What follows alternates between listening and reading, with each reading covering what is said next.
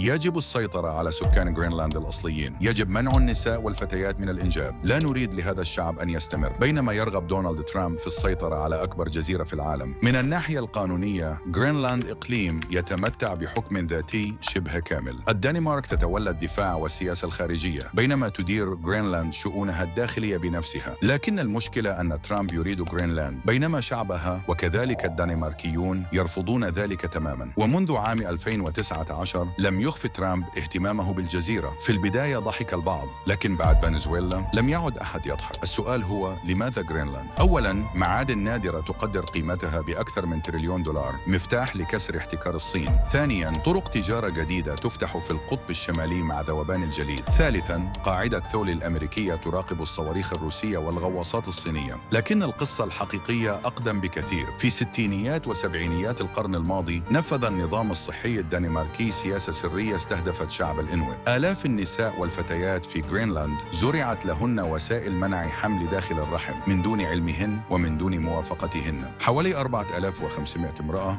وفتاة خضعن لهذه الإجراءات، أي ما يقارب نصف النساء القادرات على الإنجاب آنذاك.